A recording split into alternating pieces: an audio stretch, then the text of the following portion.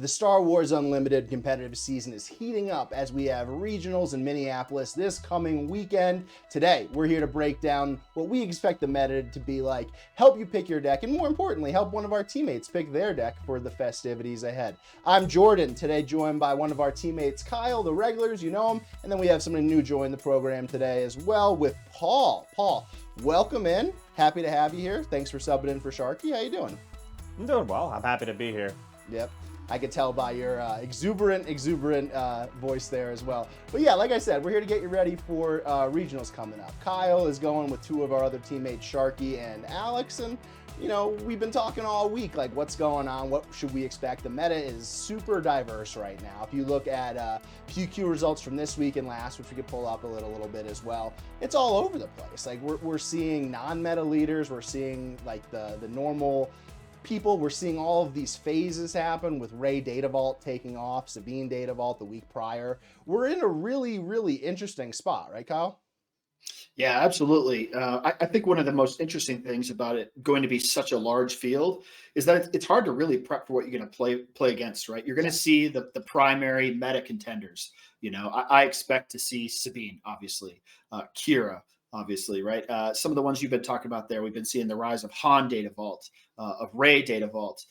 So, you know, we're going to see some Quinlan. We're going to see our regular meta contenders. So what do I play? I think that's what I'm still trying to figure out.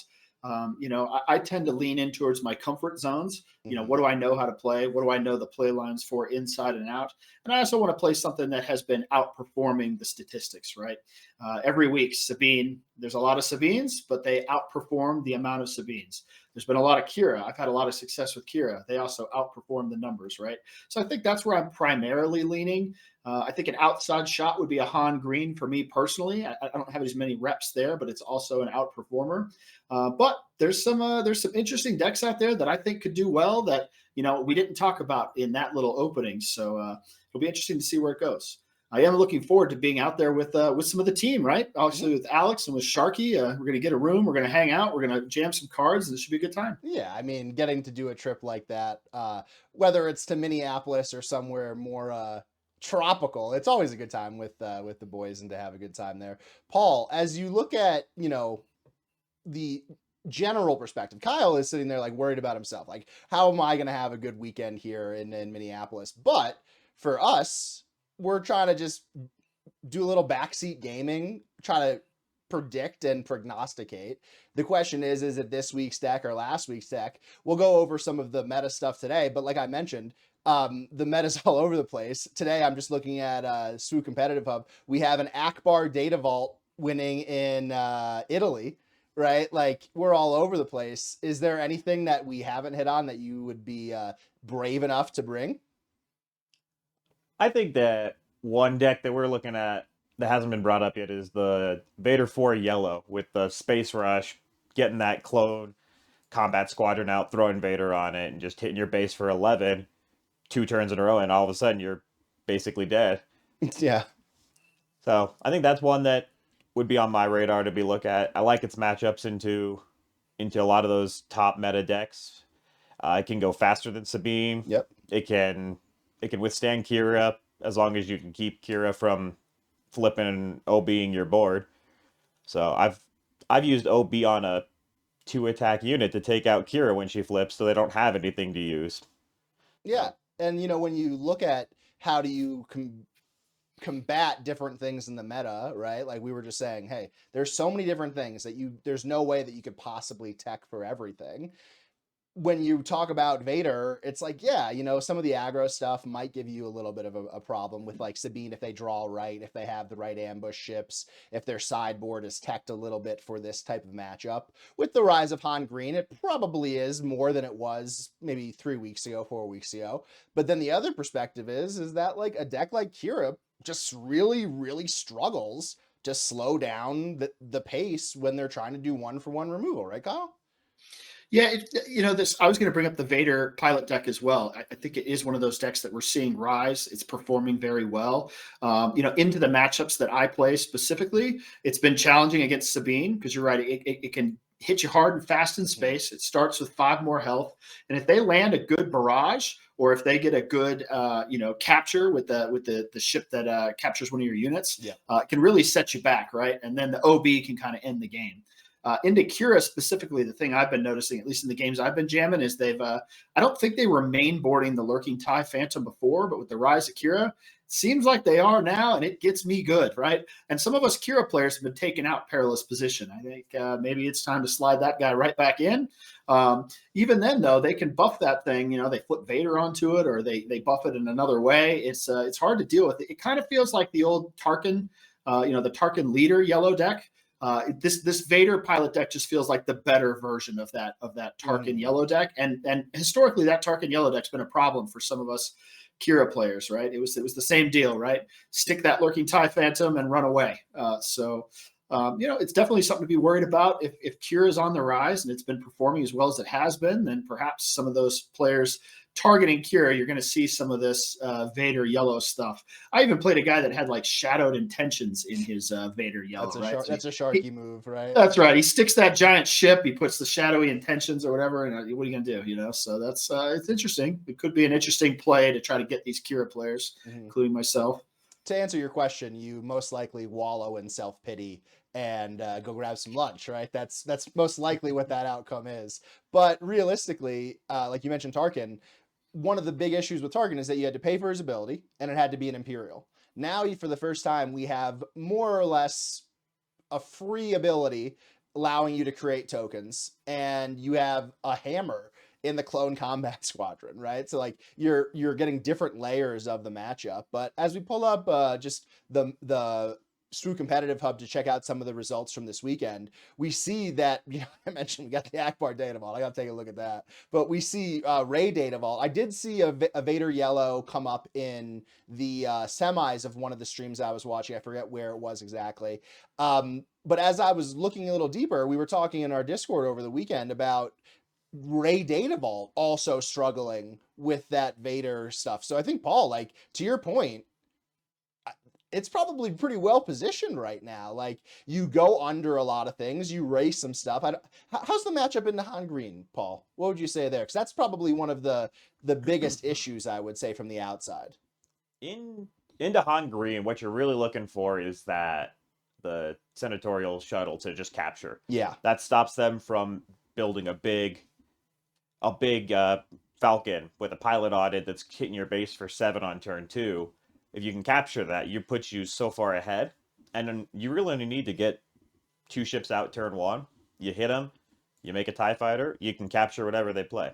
Yep. If you can get that going, then you're way ahead in that matchup. I know I've played both sides of it, and both sides have lines and can win, but when Vader gets that capture off early, it's just he gets ahead, and it's hard for Han to get the board controlled. Yeah, and they are running the Geonosis patrol fighter as well, which kind of helps you make sure that, hey, okay, if I don't have the capture, maybe I could stall for a turn, brick with different, a non-chewy upgrade. But I think that redundancy is really big. We did see that Vader took down a PQ here in Louisiana and Shreveport. This was yesterday. Top 2 players playing Vader, and I wonder, we don't have the list for second place, so it's hard to see, but I would be surprised if they weren't the same list of small community like Shreveport. That's just a guess, though. But yeah, that's a good dark horse. I think you always have to be on the lookout for some sort of CAD variant as well. I know that this week, Sharky went on to Yoda Killer's channel, Carlos, and did a little walkthrough on CAD Lake Country. Kyle, did you get a chance to check that video out? I haven't seen it yet, but I have seen the list. I know Sharky's been pretty high on this CAD Lake Country. One of the things I was thinking about as we were chatting here is kind of why are we seeing this rise of Vader pilot? Well, I think some of its natural predators are on the downswing, right?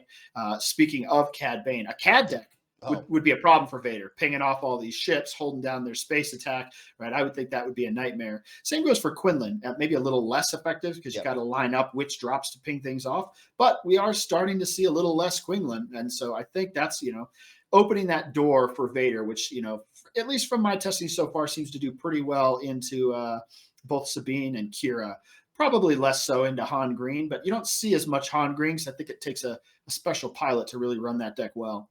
Yeah, so there you go. There's 3 decks that you mentioned that we'll talk about trying to figure out what you're going to be playing later in the episode today. But as we look at these meta results a little bit deeper, they're small, right? Like same thing with the Denver PQ. They're suffering from the sample size issue. Paul, I know that you're quite the data nerd. Do you struggle to see some of these numbers and understand like what we should read into more or less? Because just reading through here, we had a 25 person PQ in Perth, a 47 person PQ in Den Haag, I don't know where that is, 62, 36, 43, 55, 85, so some good representation here, same with 80 in Berlin. But is it hard to read into some of these meta share results when they're in small fields like this? Absolutely. With smaller meta fields like that, you're gonna run into a lot more small off meta decks doing well. Like you said, Admiral Akbar Datava could just be a great player, not a lot of great competition in their area. So they're able to pull games out that they wouldn't be able to pull out in a larger meta in those later rounds. Yeah. Like even at the Denver sectors, we had a Lake Country. Lake Country that made it to day 2, was doing really well.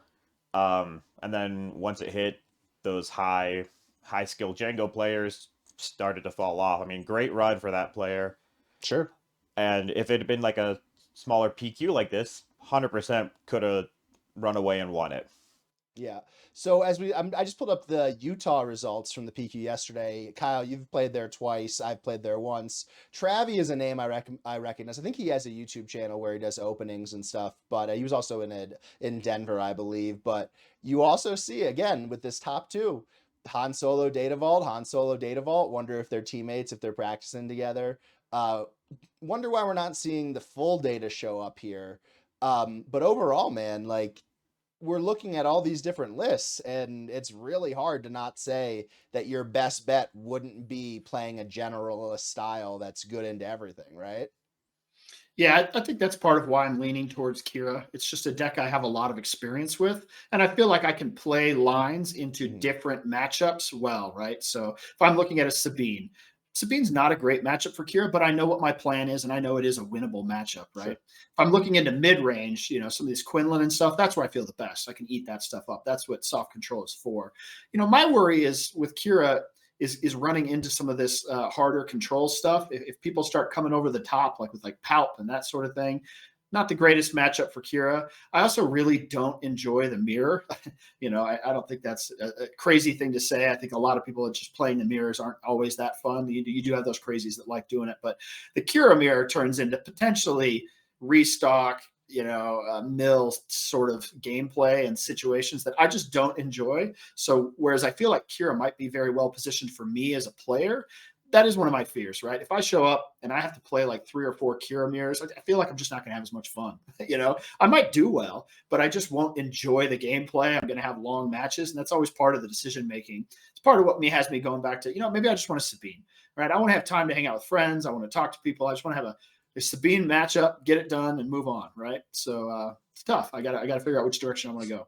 Yeah, and I mean, if we look at these numbers, and I'll take this nice little graphic off the screen for us so we could go back to some of the numbers. But if you look at them, man, like it's hard to expect that Sabine or that Kira wouldn't be highly represented so far. As we're talking about the results not fully coming in from this weekend, but so far she's the highest represented in wins, right? With the base winner, she's the highest by herself without Data Vault, right? With basically the same. So you would imagine that these are the same pieces of data here.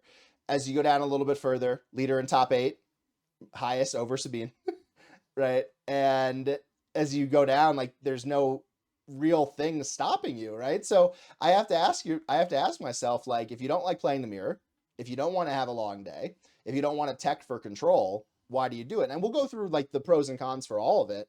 But the fear that I have with Kira is twofold. One, that you end up playing mirrors all day. 2, that you end up playing decks that are really fast and are a struggle to deal with, whether they're Vader Yellow or Sabine or more pilot BS, as I like to call it. On top of that, you have the concerns on the other spot where, sure, maybe Kira was last week's deck 2 weeks deck ago, but this week is Boss going to be there? is Palp Blue going to be there? Palp Yellow? Like, is there going to be a bigger boogeyman than Kira in response to all these things? And I think when you're talking about a field so large as you expect Minneapolis to be, you're going to get all that representation, right? Paul, I see you nod your head, Paul. Oh, absolutely. I mean, especially playing the most represented leader that in the top 8 or wins, you're going to have that target on your back. And when you get that target on your back, then everybody's tagged against you. Everybody knows what they want to do against you. They've practiced that game more than probably any other matchup.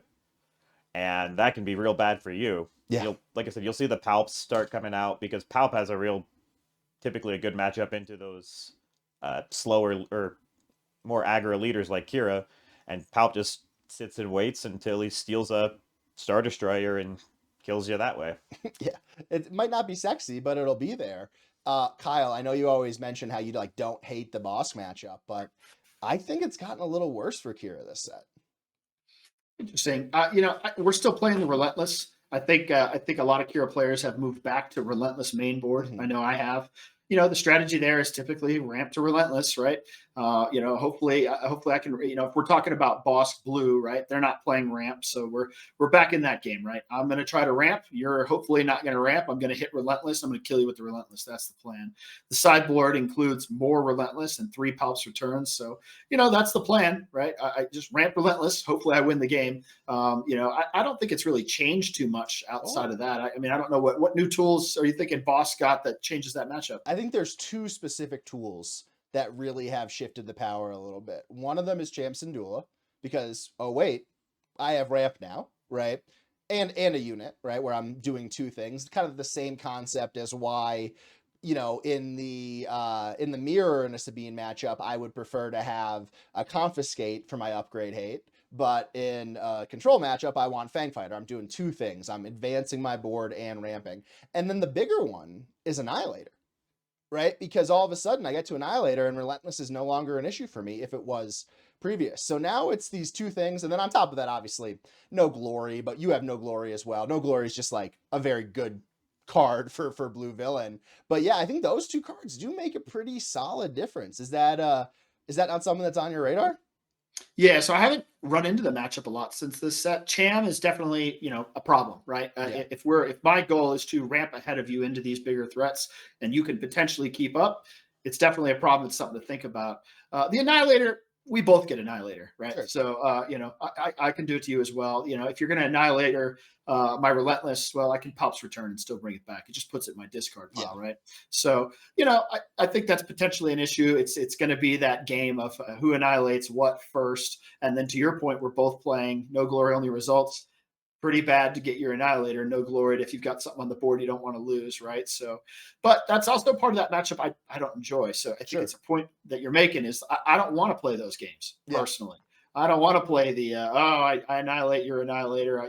We're playing into the hour, mill sort of nonsense. It's just not my preferred play, way of play. So it's definitely a good stick towards. Maybe I just go Sabine, right? I just don't want to be in that position. Yeah, and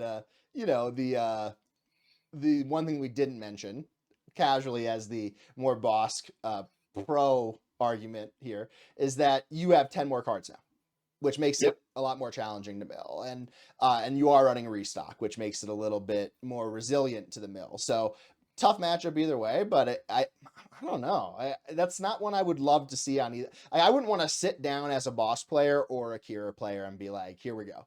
Like, that's not something I'd get excited about. Paul, when you're looking, you've played a lot of Kira in your time. Are you more concerned about the Palp matchups? You also play Palp too. Like, you're a great blue player. Just we're top 8 in the Denver PQ here with that. But I think that there's some stuff, like there's big units going around. Like, there's a lot of stuff that could put Kira in a bad spot. Yeah, like in that matchup, as the Kira player, you want to be pressuring the base early, getting your damage in, because Palp's going to go over the top of you in the long run. So you need to get them to a point where you can kill them, finish them off before they really steal something good. You want to put them in a situation where they have to flip Palp and steal, devastating gunship or a long pike, something you're not too scared about. You don't want them to stabilize sitting at 15 HP and waiting for you to play a Avenger or a Relentless, an Annihilator, and be like, cool, that's mine now. Mhm. And it's a huge deal. The ones that I've lost the most are when we go to the long term and we start trying to mill each other, and that 10 extra cards that Kira runs keeps her in the game. So it makes me want to start running more mill resilient cards in Palp, like main stocking the restock, extra relentlesses. Try to shut all that down too. Yeah, and bounty hunter crews back in Bosk. Like, these are it's a slog.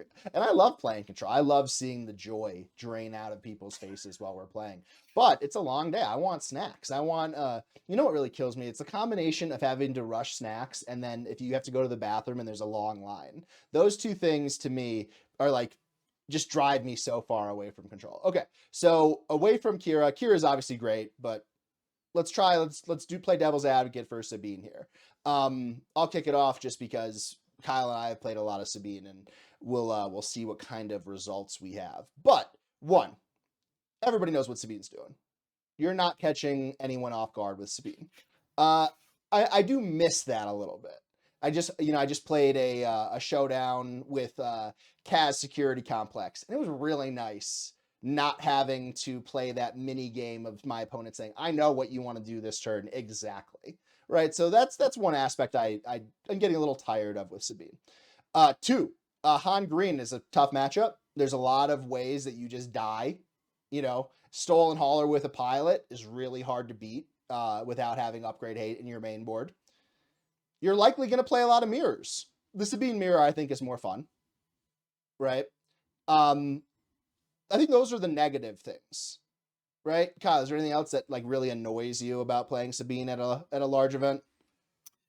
No, I don't. I wouldn't say I get annoyed with playing Sabine. I enjoy playing it. Like I said, you get those quick matchups. I guess it's the fear of what are you going to run into. Well, we've talked about the deck that seems to be having the best results or the most results is Kira. So my wife and I have been playing that this week. She's a Sabine player, so I've been running Kira into her Sabine, and I would say it's she's probably getting me 55% of the time. She's getting me a little more than I'm getting her. I think that's to be expected, right? I think a good piloted Kira player can still get Sabine. So I think that's a positive, right? You're running it into the what might be the potentially most played matchup. If people start trying to go over the top to get the Sabines with like the Palps and whatnot, then I feel really good with Oh yeah. Sabine. That sort of thing. But I do worry about the Hans. Hans a problem, as you said. The AT Holler, there's not a lot of great answers there, right? The Masterpiece can't get it. At least not on turn two. It doesn't matter what you lead with. There's not other good ways to kind of take care of that, at least quickly.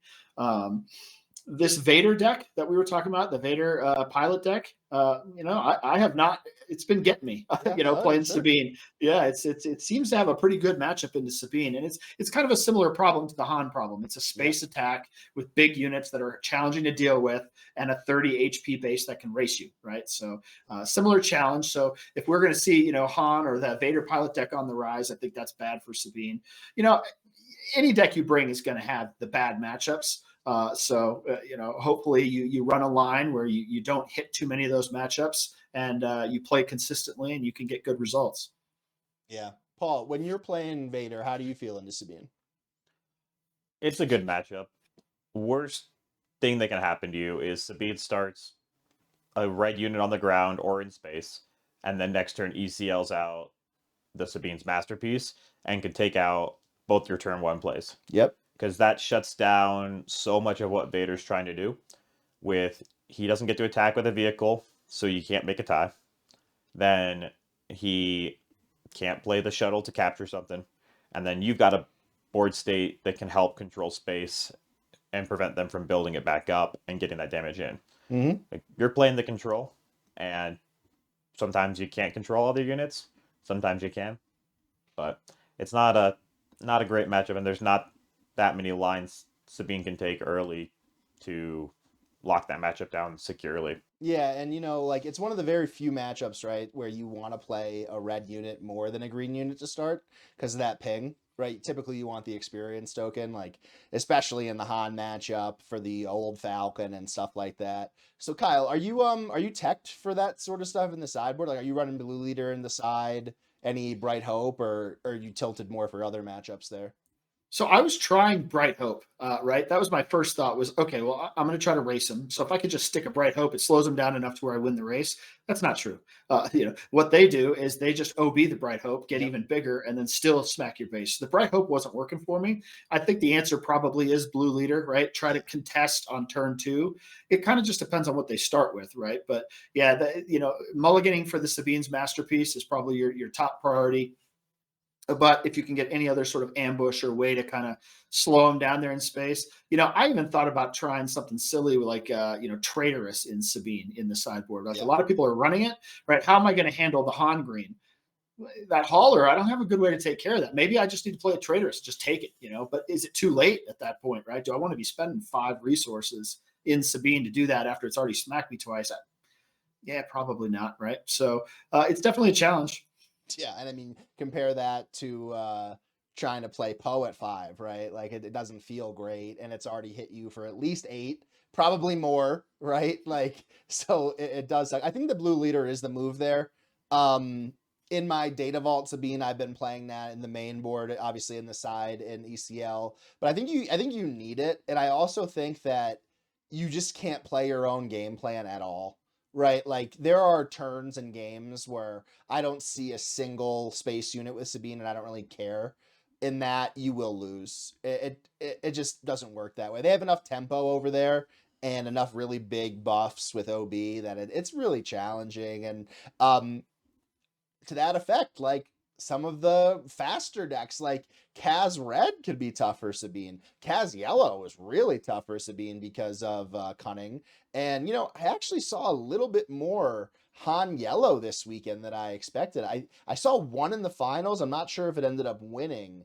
But, oh, yeah, we have a PQ win last week in Malaga, Spain, I think it is, yeah, with Han Yellow. But I saw somebody in the finals playing a more aggro version with like the Republic Y Wing and stuff, and that sucks for Sabine. Anything with Cunning sucks for Sabine. So there are some ups and downs there. Another positive though, Cad Tarkentown's a little bit on the decline, right? Even with our own resident truther Sharky going on vacation for a bit, like if he's considering ditching Tarkentown, I'm sure other CAD players are considering that as well. Quinlan also has been suffering a little bit in the meta.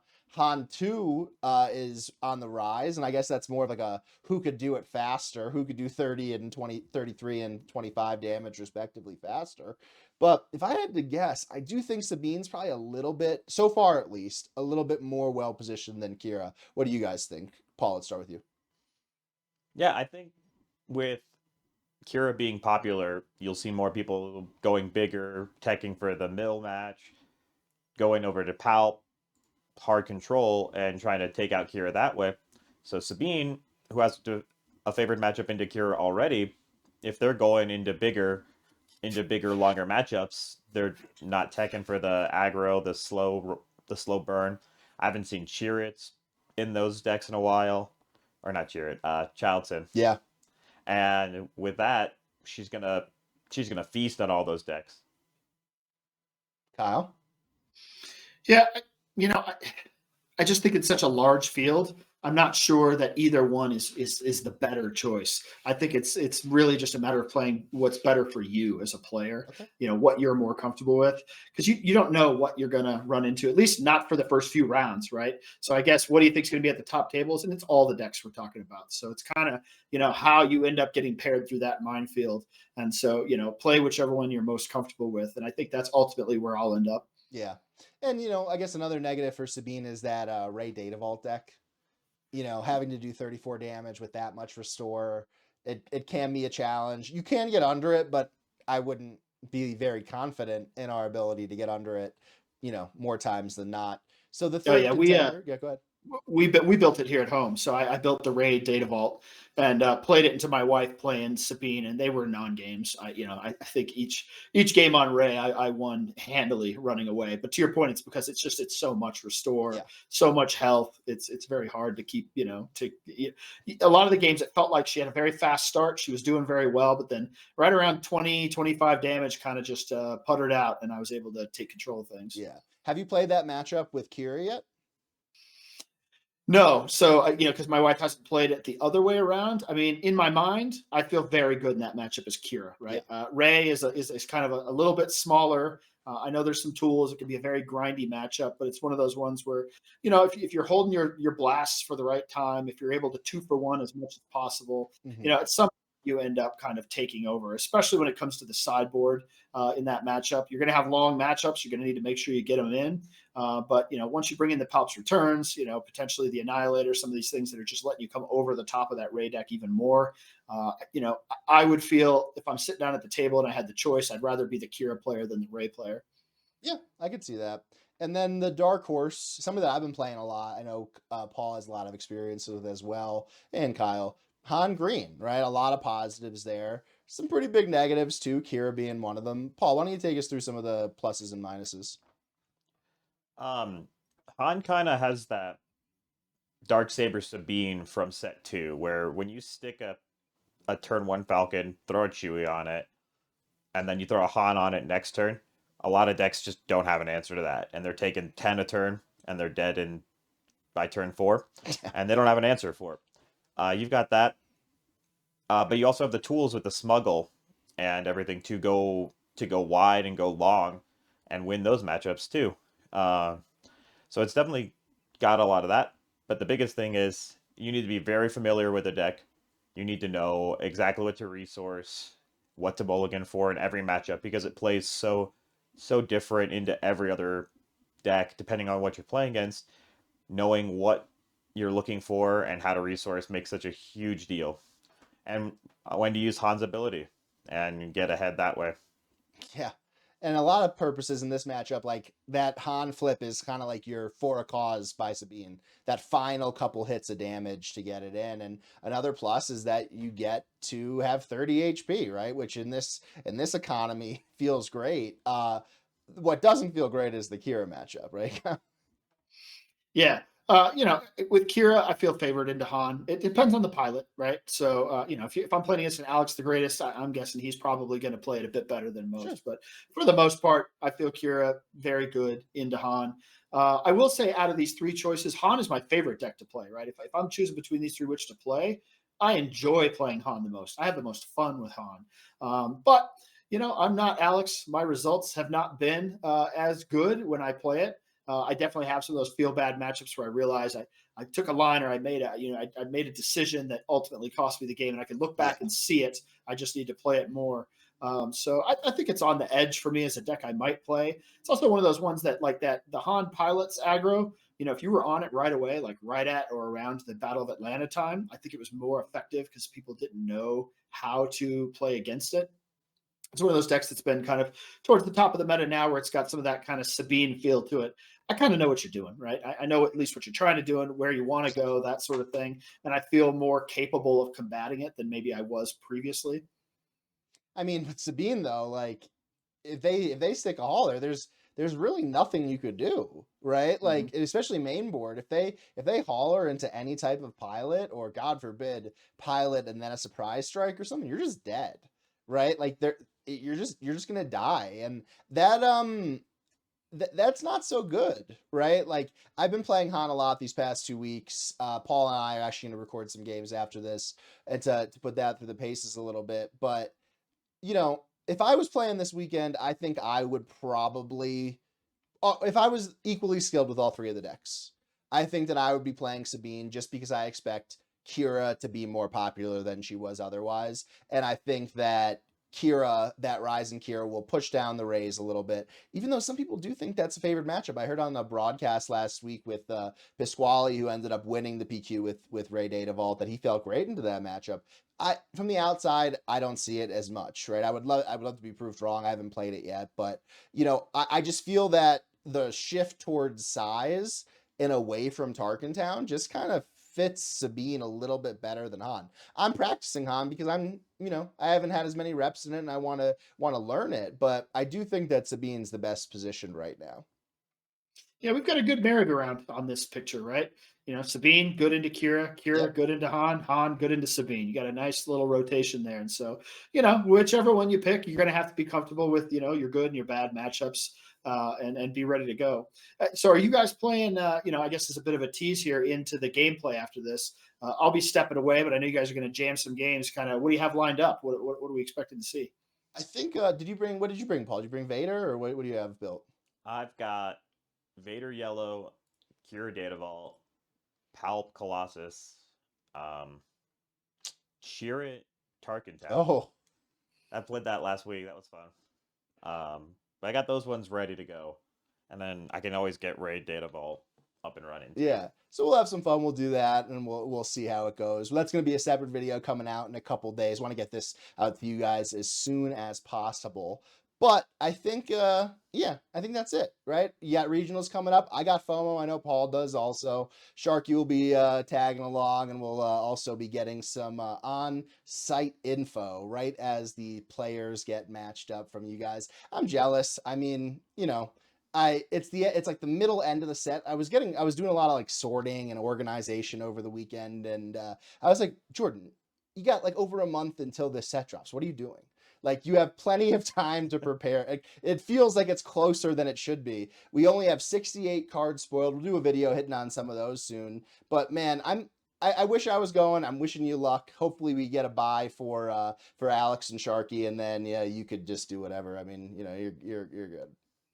Yeah, already got my buy, right? So I'm playing for fun. But, the reason I'm going was out of the same thing, FOMO, right? I missed the Colorado PQ. I had sitting on the soccer fields with my kids, just couldn't make it happen. And as I'm following you guys, I'm sitting there on my phone. I'm like, man, I want to play.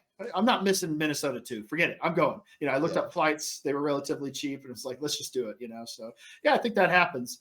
I am excited for the next set, though. I mean, did you guys put in? I saw all the pre-orders are coming up. Yep. I called our local game store. My credit card took a beating, and I got all my stuff ordered. But I'm excited. Can't wait to pick that stuff up.